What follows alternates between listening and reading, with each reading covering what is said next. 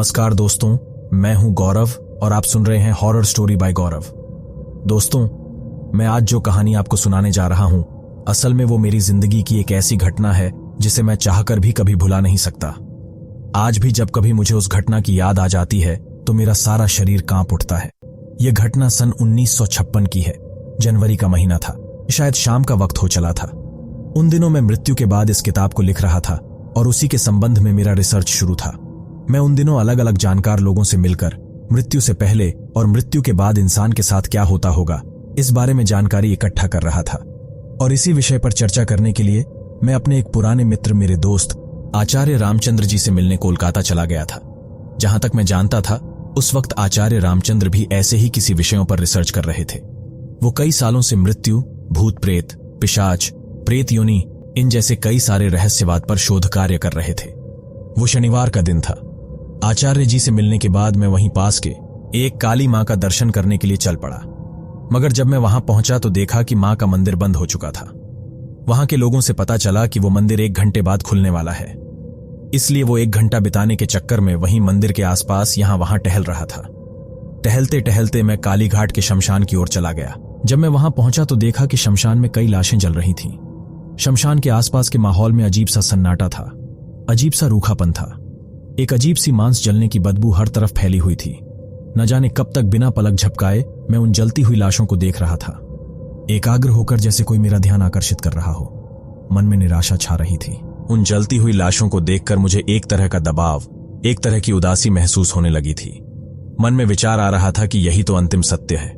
तभी कुछ आवाज मेरे कानों पर पड़ी। राम नाम सत्य है, राम नाम सत्य है, राम नाम सत्य है, राम नाम सत्य है, राम नाम सत्य है, राम नाम सत्य है। मैंने मुड़कर उस आवाज की तरफ देखा। घाट पर एक लड़के का शव रखे हुए कुछ लोग जल्दी जल्दी ही शमशान की ओर आ रहे थे। लाश के पीछे पीछे एक लड़की भी चली आ रही थी। मेरी नजर अपने आप ही उस लड़की की ओर आकर्षित हो गई। गोरा रंग, लंबा कद, नाजुक पतला बदन, मांग में लाल सिंदूर, कलाइयों में शंख के कंगन और लाल चूड़ियां, और उसके उस आकर्षक शरीर पर लिपटी हुई लाल रेशमी साड़ी। बहुत ही सुंदर लड़की थी वो। उम्र यही कोई 24-25 साल के आसपास की लग रही थी। आंखें लाल और सूजी हुई नजर आ रही थीं। चेहरा मुरझाया हुआ था। बाल सूखकर पीठ पर बिखरे हुए थे और उसके उस मुरझाए हुए चेहरे पर कष्ट, दुख और असीम वेदना के भाव आसानी से दिखाई दे रहे थे। बुझी हुई आंखों के नीचे काले धब्बे उभर आए थे। मुझे समझते देर नहीं लगी कि यकीनन उस मरे हुए इंसान की पत्नी है। नियति के क्रूर हाथों ने उस लड़के की जान ले ली थी और उसी के साथ उस सुंदर जवान लड़की को हमेशा हमेशा के लिए विधवा कर दिया था। शमशान के पास आते ही लोगों ने शव को कंधों से उतारकर जमीन पर नीचे रख दिया। माथे पर उभर आए पसीने की बूंदों को गमछे से पोंछते हुए वो लोग जरा परे हटकर सुस्ताने लगे। उस लड़की ने सामने जलती हुई चिताओं को भरी हुई आंखों से एक नजर देखा और फिर धम्म से वह अपने पति के शव के सिरहाने बैठ गई। मैं वहां किसी को जानता तो नहीं था, पर फिर भी धीरे धीरे चलकर उस लड़के के शव के करीब चला गया। देखा तो वो लड़का भी काफी नौजवान और सुंदर था। ऐसा लग रहा था मानो वो गहरी नींद में सो रहा हो। आंखें आध खुली थीं। नीचे के होंठ पर हल्की सी मुस्कुराहट थी। वो लड़की अपने दोनों हाथ बांधे बुझी बुझी आंखों से अपने पति के चेहरे की ओर एक तक निहार रही थी। शायद वो इस आशा में थी कि वो उठकर खड़ा हो जाएगा, उससे बात करने लगेगा, पर जो था वही सच था। वो अब कभी भी उठने वाला नहीं था। आखिरकार अपने दोनों हाथों को फैलाकर उस लड़की ने एक आखिरी बार अपने पति के शव को गले लगाया और अपने अंदर छुपाए दर्द को बाहर निकालते हुए वह जोर जोर से रोने लगी। शमशान की उदासी और भी गहरी हो गई। पेड़ पर बैठे कुछ कौवे काय काय करते चीखते हुए उड़कर चले गए। कुछ लोग आगे दौड़कर आए और लपक कर उस लड़की को शव से अलग कर दिया। एक बूढ़े बुजुर्ग आदमी ने उसे समझाते हुए कहा, अब इस तरह रोने से कुछ नहीं होगा। छोटी रानी मोहिनी जी अपने आप को संभालिए। जो चला गया अब वह लौट कर आने वाला नहीं है। उनकी बातों से मुझे एक बात का पता चला कि उस लड़की का नाम मोहिनी था। उसका रूप सचमुच किसी मोह की तरह था। वह बुजुर्ग इंसान मोहिनी को उठाते हुए एक और ले गए और फिर से उसे समझाने लगे, मगर मोहिनी अभी भी रोए जा रही थी। कभी वह आंचल से आंसू पोंछती तो कभी पति के शव की ओर देखती रहती। उस लड़की की हालत देखकर मुझे भी बहुत दुख हो रहा था। लगा कि कैसे भगवान किसी इंसान को इतनी जल्दी मृत्यु दे सकता है। वह सब कुछ देखकर मुझसे वहां रुका नहीं जा रहा था। मैं शमशान के बाहर जाने लगा, मगर तभी एक बूढ़ा आदमी किसी को चीख चीख कर गाली देते हुए वहां आ पहुंचा। उनकी उम्र 60 से 65 के करीब थी, पर कपड़े और रंग रूप किसी भिखारी जैसा था। वह फटा पुराना चीथड़े जैसा कुर्ता पहने हुए थे। कमर में मैली कुचैली धोती बंधी हुई थी। सिर के बाल रूखे और उलझे हुए थे। वह बिल्कुल किसी पागल भिखारी के जैसे लग रहे थे। उस व्यक्ति के तेवर देखकर वहां खड़े लोग भी एक पल के लिए घबरा गए। फिर बाद में वहां खड़े कुछ लोगों ने आगे बढ़कर उस भिखारी जैसे आदमी को पकड़ना चाहा, मगर वह बूढ़ा आदमी सभी को धक्का देते हुए उस लड़के की लाश के करीब जा पहुंचा और फिर उसे देखकर रोने लगा। मेरे लाल मेरे लाल मेरे बेटे, मेरे लाल मेरे लाल मेरे बेटे। ऐसा कहते हुए वह बूढ़ा उस लड़के की लाश से लिपट गया। उस मृत युवक का नाम प्रताप था, मगर मेरे मन में यह सवाल था कि यह बूढ़ा आदमी कौन है। एक तरफ तो वह लड़का था जिसके चेहरे पर मरने के बाद भी तेज था, तो दूसरी तरफ यह मुरझाया हुआ पागल बूढ़ा था। तब मैंने मेरे पास खड़े एक बंगाली आदमी से पूछा, क्या ये इस लड़के के पिता है? तो वह आदमी बिना मेरी तरफ देखे फुसफुसाकर बोला, हाँ, आपने पहचाना नहीं इनको? यही तो है वह राय चौधरी जसवंत। मैंने हैरत से पूछा, राय चौधरी जसवंत मुजुमदार, चंदनबाड़ी के बड़े जमींदार राय चौधरी जसवंत? हाँ हाँ महाशय, वही राय चौधरी मुजुमदार, उन्हीं के बेटे की लाश है वह। और जो वहां खड़ी खड़ी लड़की रो रही है ना, वह उन्हीं की बहू है बेचारी। अभी 1 साल भी नहीं हुआ था दोनों की शादी को, लेकिन मौत के सामने भला किसका बस चलता है। राय चौधरी जसवंत को मैं नाम से जानता था। वह बहुत बड़े जमींदार थे। चंदनवाड़ी में उनकी बहुत बड़ी हवेली थी और कोलकाता में भी उनके कई सारे मकान थे। साथ में ही वह कई सिनेमा हॉल के मालिक भी थे। उनके पास किसी भी चीज की कोई कमी नहीं थी। सभी तरफ से सब सुख उनके पास था। बड़े ही धनवान और संपन्न आदमी थे मुजुमदार। मगर मुझे कुछ भी समझ नहीं आ रहा था कि उनकी हालत ऐसे कैसे हो गई। कौन से काल की चपेट में आ गए थे, पता नहीं। मैं अपने मन में यह सब सोच ही रहा था कि तभी पास खड़ा बंगाली आदमी बोल पड़ा, अरे भाई, ब्रह्म पिशाच के प्रतिशोध की आग में सब कुछ जलकर भस्म हो गया। अब बाकी ही क्या बचा? बस यही एक लड़का बचा था, वह भी आज चल बसा। उस बंगाली की बात सुनकर मैं उनकी ओर देखता रह गया। ब्रह्म पिशाच, बहुत दिनों बाद मैंने ये नाम सुना था। ब्रह्मा प्रेत योनि का एक रूप ब्रह्म पिशाच। बगल में खड़ा आदमी फिर फुसफुसाकर अपने आप में कहने लगा, भगवान, दुश्मन को भी ऐसे बर्बाद न करें। ब्रह्म पिशाच का प्रतिशोध किसी पर ना हो। कैसा प्रतिशोध? मेरे तो कुछ समझ में नहीं आ रहा था। मैं वहां से वापस आचार्य जी से मिलने चला गया। जब मैंने आचार्य जी से इस विषय में चर्चा की तो वह भी गंभीर हो उठे और फिर उन्होंने जो कुछ मुझे बताया, वह घटना एक तरफ दिल को छूने वाली थी तो दूसरी तरफ उससे भी ज्यादा डरावनी थी। आचार्य जी भी चंदनवाड़ी के रहने वाले थे। यह मुझे उनकी बातों से पहली बार मालूम हुआ। राय चौधरी की मान मर्यादा, प्रतिज्ञा, धन, यश, कीर्ति और वैभव के साथ उनके पूरे परिवार को ब्रह्म पिशाच की प्रतिशोध की ज्वाला में जलते हुए आचार्य जी ने अपनी आंखों से देखा था। राय चौधरी जसवंत जी के साथ घटी सारी घटना, उनका सारा दुख और प्रतिशोध की कहानी सुनकर मुझे उस रात जरा भी नींद नहीं आई। जब भी मैं सोने की कोशिश करता, मेरी आंखों के सामने बार बार मोहिनी और उस मृत लड़के का मासूम सा चेहरा उभर आता था। मैं मृत्यु के बाद इस विषय पर किताब तो जरूर लिख रहा था, मगर राय चौधरी की कहानी ने मुझे इस बात का विश्वास दिला दिया था कि मरने के बाद भी जीवन के अस्तित्व में किसी भी तरह का बदलाव नहीं होता। मनुष्य के विचार, स्वभाव, गुण आदि में किसी भी प्रकार का फर्क नहीं पड़ता। उनकी कहानी कुछ ऐसी थी। राय चौधरी जसवंत बड़े सज्जन इंसान थे। गांव के लोग उन्हें दया की मूर्ति मानते थे। उन्हें 3 औलादें थीं। उनमें से 2 लड़के थे तो तीसरी लड़की थी। सबसे बड़े बेटे का नाम था कपिल राय चौधरी, दूसरे उससे छोटे बेटे का नाम था प्रताप और सबसे छोटी लड़की थी जिसका नाम था शोभा। जहां जसवंत राय चौधरी सदाचारी, सज्जन, दयालु और धार्मिक किस्म के इंसान थे, वहीं उनका बड़ा बेटा कपिल उनके ठीक उल्टा था। वह नशेबाज था, शराब और शबाब का आदी था। जमींदारों में जितने भी अवगुण होते हैं वो सब उसमें कूट कूट कर भरे थे, लेकिन इसके बावजूद कपिल अपने पिताजी से डरता था। वह जो भी करता छुप छुप कर करता था। छुप छुप कर शराब पिया करता और गांव की बहू बेटियों को छेड़ा करता था। इन अवगुणों के बाद भी कपिल में एक खास बात थी और कि वह हमेशा अपने पिता की आज्ञा का पालन करता था। उनके सामने वह एक आज्ञाकारी बेटे के समान ही रहता था। जसवंत राय चौधरी काली के बड़े साधक उपासक थे। अपनी हवेली में ही उन्होंने काली का एक भव्य मंदिर बनवाया था जिसमें काली की चतुर्भुज मूर्ति स्थापित की थी। दोनों नवरात्रों में बड़े धूमधाम से मां काली की पूजा और आराधना होती थी और उसके बाद भैंसों की बलि दी जाती थी। मां काली की सेवा और पूजा पाठ के लिए जसवंत राय ने पुरोहित आशुतोष भट्टाचार्य को नियुक्त किया था। नियम के अनुसार हर अमावस्या को कपिल को भी मां काली की पूजा के लिए मंदिर आना पड़ता था। कपिल मन से नास्तिक था, लेकिन पिता की आज्ञा थी, इसलिए मन ही मन में झुंझलाते हुए भी वो उनकी आज्ञा को टाल नहीं पाता था। उसका कोसंस्कारी मन पिता के अनुशासन और झप तप से भी शुद्ध नहीं हो पाया था। पुरोहित भट्टाचार्य जी के बारे में कहें तो उनको इकलौती बेटी थी जिसका नाम चंदना था। उसकी मां बचपन में ही गुजर चुकी थी, इसलिए वह ज्यादातर अपनी नानी के यहाँ कोलकाता में रहती थी। भट्टाचार्य जी अकेले थे और जसवंत राय के माता के मंदिर से सटे एक कमरे में रहते थे। उनका रहन सहन और खाने पीने का सारा खर्च जसवंत राय ही किया करते थे। कुछ साल पहले ही भट्टाचार्य जी की सास का देहांत हो गया और इसलिए उनकी इकलौती बेटी चंदना चंदनवाड़ी उनके पास रहने चली आई थी। चंदना की उम्र तब 18 या 19 वर्ष की हो चली थी। वह जवान थी, खूबसूरत थी। उसका एक एक अंग पुष्ट होकर खिल उठा था। उसका रंग काफी गोरा था, कद लंबा और शरीर कोमल और नाजुक था।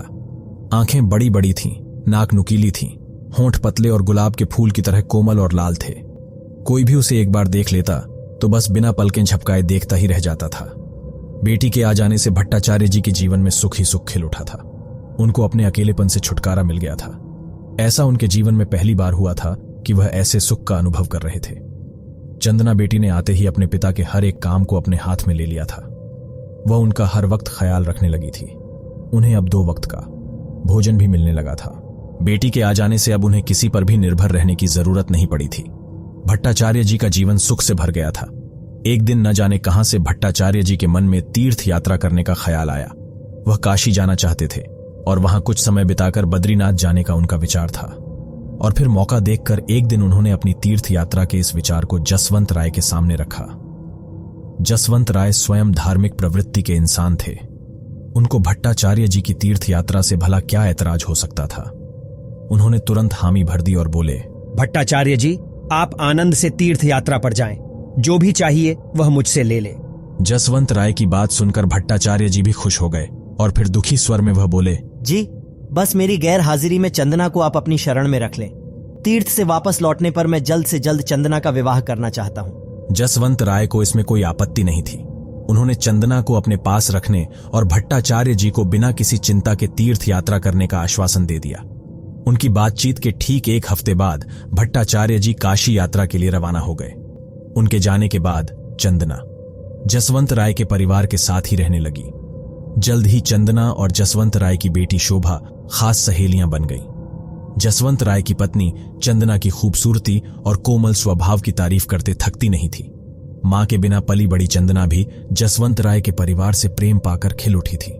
गुलाब के फूल की तरह उसका रूप रंग निखर आया था। जसवंत राय ने शोभा के साथ ही चंदना की पढ़ाई और उसके गायन सीखने का इंतजाम कर दिया था। कुछ ही दिनों में परिवार के सभी लोग चंदना से अपने किसी परिवार के सदस्य जैसा व्यवहार करने लगे थे।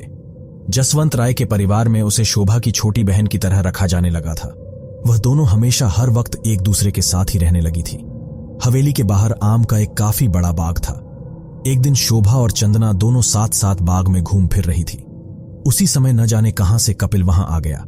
अभी तक कपिल ने चंदना को नहीं देखा था क्योंकि वह ज्यादातर घर से बाहर ही रहता था। अपनी रंगरेलियों से उसे फुर्सत मिले तभी वह घर का मुंह देखता। तो उस वक्त अपनी बहन के साथ एक खूबसूरत लड़की को देखकर उसका पापी मन उसे पाने के लिए तड़प उठा। उसने ललचाई नजरों से चंदना की ओर देखा और फिर अपनी बहन से पूछा, ये लड़की कौन है?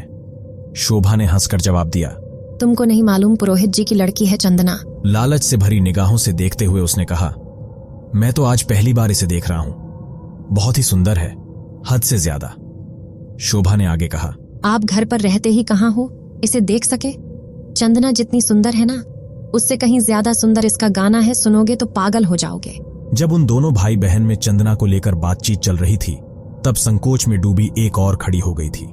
कपिल की लालच भरी नजर अब भी चंदना पर टिकी हुई थी।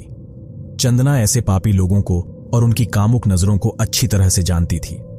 कपिल को देखते ही चंदना को उसकी आंखों में वासना का जहर दिखाई दिया था, जो आंखों ही आंखों में उसे पी जाना चाहता था। कपिल की नजर को पहचानते ही वह तुरंत उसके सामने से हट गई।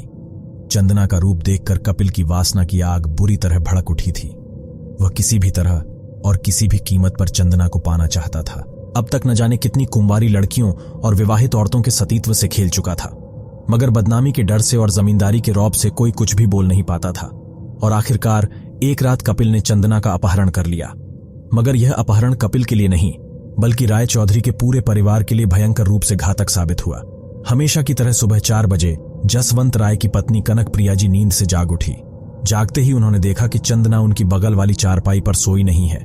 ऐसा इससे पहले कभी नहीं हुआ था। चंदना बेटी उनके साथ ही उठती थी और अपने पूजा पाठ और बाकी कामों में लग जाती थी। कनक प्रिया जी को लगा कि चंदना यहीं कहीं आसपास गई होगी। कुछ देर उन्होंने चंदना के आने का इंतजार किया, पर 1 घंटे बाद भी वह कहीं दिखाई नहीं दी तो आखिरकार घर के लोगों ने उसे ढूंढना शुरू कर दिया। लेकिन 2-3 घंटे बीत गए, फिर भी चंदना का कहीं कोई पता नहीं चला, न ही वह हवेली में कहीं दिखाई दी। इसके बाद घर में हंगामा खड़ा हो गया। हर मुमकिन जगह पर उसे ढूंढा गया, मगर चंदना का कहीं पता नहीं चला। वह कभी नहीं मिली। राय चौधरी, जसवंत इसी दुख में बीमार पड़ गए और उन्होंने बिस्तर पकड़ लिया। करीब 15 दिन बाद तालाब के किनारे आम के पेड़ के नीचे झाड़ी में फंसा हुआ चंदना की साड़ी का एक टुकड़ा मिला। जब लोगों ने उसे पहचाना तो गांव में शोर मच गया। फिर पुलिस आई, तालाब में जाल डाला गया। काफी देर के बाद और काफी खोजबीन करने के बाद चंदना की लाश मिली। लाश नंगी थी और पूरी तरह से सड़ चुकी थी। लाश को देखकर कनक प्रिया देवी बेहोश होकर गिर पड़ी। मर्यादाशील जसवंत राय चीख चीख कर अपने सिर के बाल नोचने लगे। बीमार तो थे ही, लेकिन अब उनकी आत्मा को यह दुख सताने लगा था कि जब भट्टाचार्य जी वापस आएंगे तो उन्हें दिए गए वचन को कैसे निभा पाएंगे। अब उन्हें वह क्या जवाब देंगे। 4-5 महीने बाद भट्टाचार्य जी तीर्थ से वापस चंदनवाड़ी लौट आए और जब उन्होंने यह दुखद समाचार सुना तो वह गुस्से से पागल हो गए।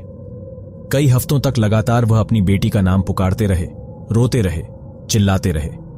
संयम और विवेक की मूर्ति।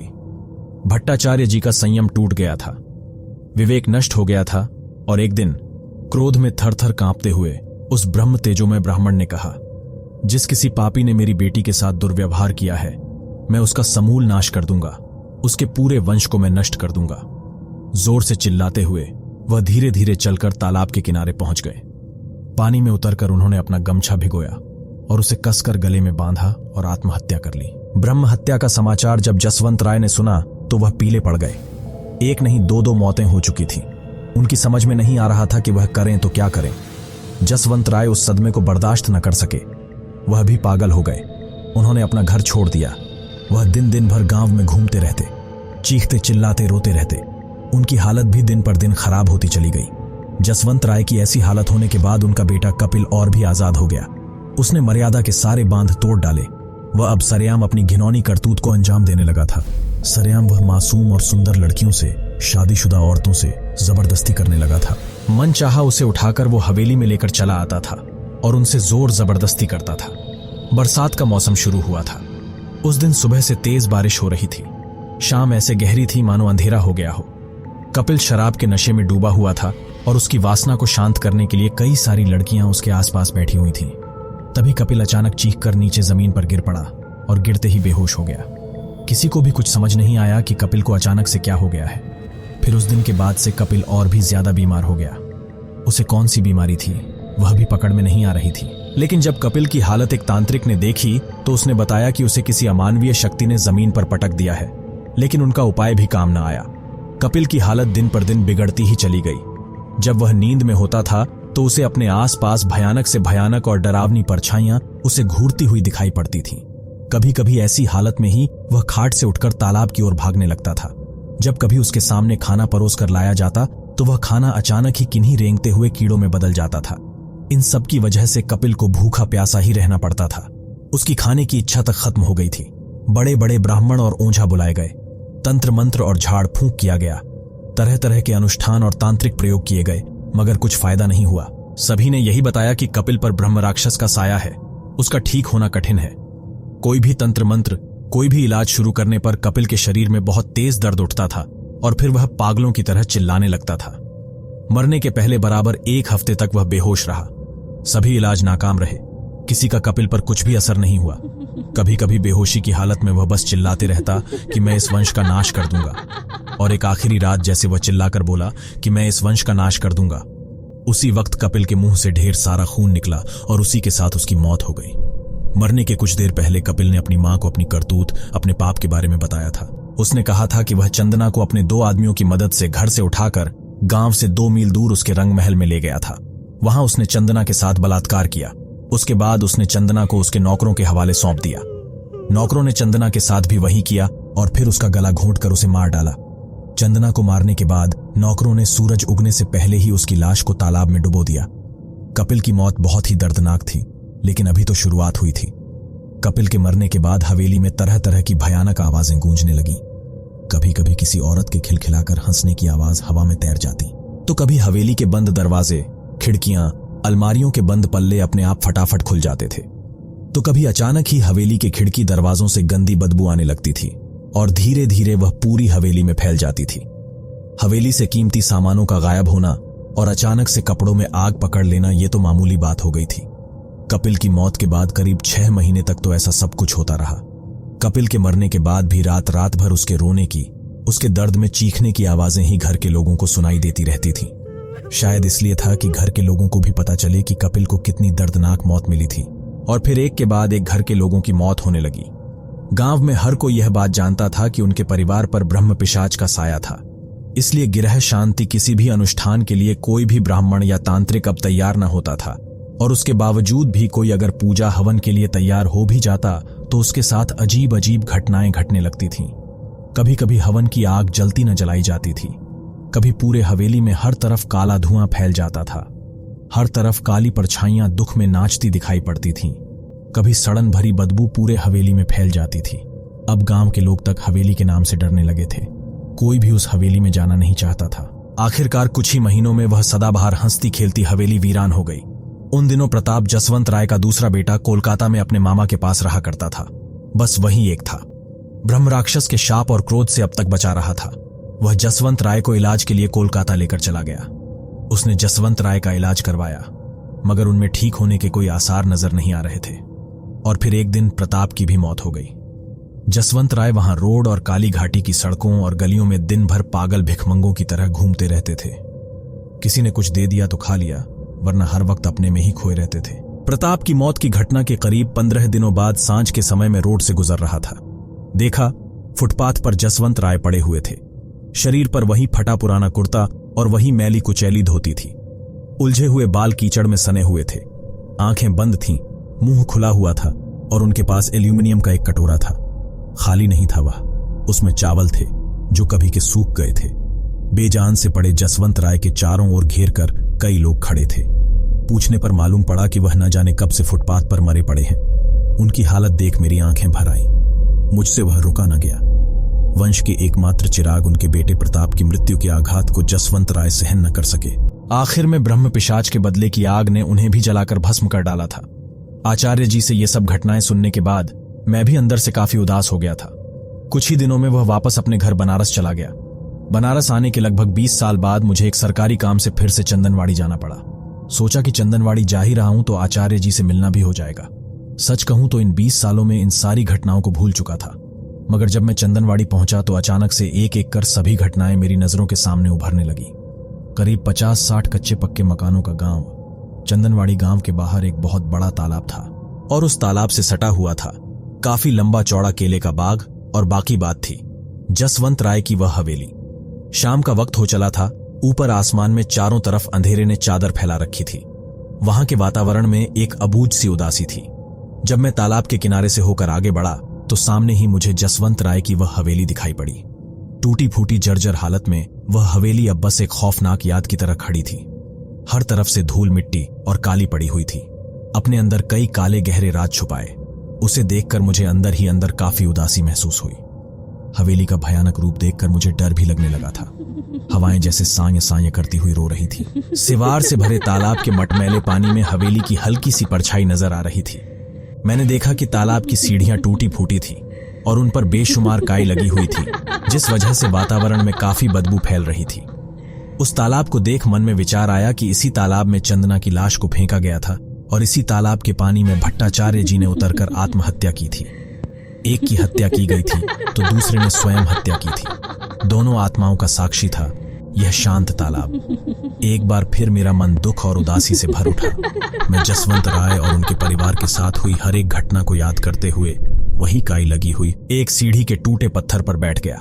मुझे वक्त का ख्याल न रहा। न जाने कब तक गालों पर हाथ धरे चुपचाप मैं यही सब सोचता हुआ बैठा रहा। अचानक ही किसी के खिलखिलाकर जोर से हंसने की आवाज मेरे कानों पर पड़ी। मैं चौंक गया और अपने चारों ओर सिर घुमाकर देखा। तब मुझे एहसास हुआ कि मेरे आसपास का सब कुछ गहरे अंधेरे में डूब चुका है। कौन था? किसकी हंसी थी वो? मेरे तो कुछ भी समझ में नहीं आया। मैं वहां से उठकर आगे चलने लगा।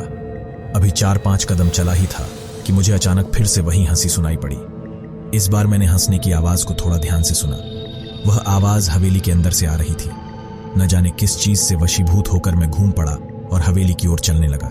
एक अजीब सी उदासी, एक अजीब सा सन्नाटा था उस हवेली में। मैं धीरे धीरे लाल पत्थरों से बनी उस शानदार हवेली की धूल से अटी सीढ़ियां चढ़ने लगा। मुझे ख्याल ही नहीं था कि मैं क्या कर रहा हूं। उन सीढ़ियों को चढ़ते वक्त लगा जैसे काफी अरसे से वहां कोई आया ना हो।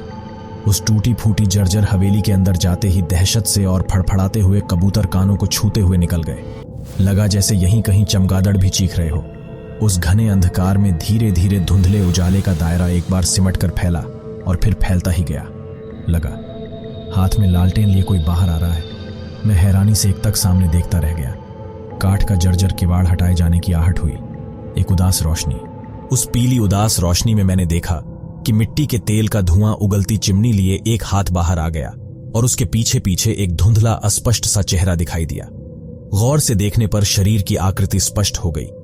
लंबा दुबला जीर्ण शीर्ण सा शरीर, तीखी नाक, बड़ी बड़ी लेकिन भाव शून्य सी आंखें, आंखों के किनारे गहरे काले धब्बे, रूखा सूखा सा चेहरा। न जाने वह लड़की मुझे किस नजर से देख रही थी। उसे देखते ही मेरे अंदर की नस नस कांप उठी। मुझे सब कुछ समझ में तो आ रहा था, लेकिन मुझ में निर्णय लेने की ताकत नहीं थी। अजीब सी दुविधा में फंसा हुआ था मेरा मन। ऐसे ही अजीब सी नजर से वह लड़की मेरी ओर ही देख रही थी। फिर एक कमजोर धीमी हंसी हंसकर वह मुझसे बोली, भीतर चले आइए। उसी के साथ पीली फीकी रोशनी का दायरा हड़बड़ाया और फिर आगे सरका। फिर मैं भी उसके पीछे पीछे चला गया। उस कमरे में गहरी खामोशी थी। वह सब कुछ मुझे बाहर की साधारण दुनिया से अनजान और अजीब लग रहा था, जैसे वह इंसानों की दुनिया न हो, इंसानी दुनिया से कुछ परे हो। मुझे थोड़ा डर लगा, लेकिन फिर मैंने अपने आप को संभाल लिया। मैं मन ही मन में सोच रहा था कि यह लड़की कौन है। इसकी हंसी की आवाज मुझे सुनाई पड़ी थी। जब मैं यह सोच रहा था, उसी समय उसने पीछे मुड़कर मेरी ओर देखा और फिर जरा सा हंसकर बोली, आपने क्या मुझे पहचाना नहीं? मैंने अपने गले को साफ करते हुए कहा कि नहीं, आपको पहचान न सका। कौन है आप? उस लड़की ने उदास नजरों से मेरी तरफ देखते हुए कहा, ऐसा लगता है कि शायद कालीघाट के शमशान की घटना भूल गए हो आप। उसकी बात सुनकर अचानक दिमाग में कुछ याद सा गया। क्या आप मोहिनी हैं? जसवंत राय के बेटे की पत्नी मोहिनी। फिर पिसकर हंसते हुए उस लड़की ने जवाब दिया, हाँ हाँ, आपने पहचाना ठीक से। बड़ी रहस्यमयी हंसी थी वो। उसके शांत होते ही मैंने कहा, आप इस हवेली में मुझे मिलेंगी, ऐसा कभी सोचा ना था मैंने। कब से आप यहां? उसका चेहरा दुख और दर्द से भर गया और फिर उसने कहा, जब से मेरी दुनिया उजड़ी है तभी से हूँ, शर्मा जी। मैं फिर से आश्चर्य में पड़ गया। मैं शर्मा हूं, यह आपको कैसे मालूम? उसने उसे उदास नजरों से देखते हुए कहा, मुझे सब मालूम है पंडित जी। आप बनारस के रहने वाले हैं, और यही नहीं, मुझे यह भी मालूम है कि आप किसी सरकारी काम से यहाँ आचार्य जी से मिलने आए हैं। उसकी बातें सुनकर मैं स्तब्ध रह गया। मुझे कुछ भी समझ नहीं आ रहा था कि उसे यह सब कुछ कैसे पता चला।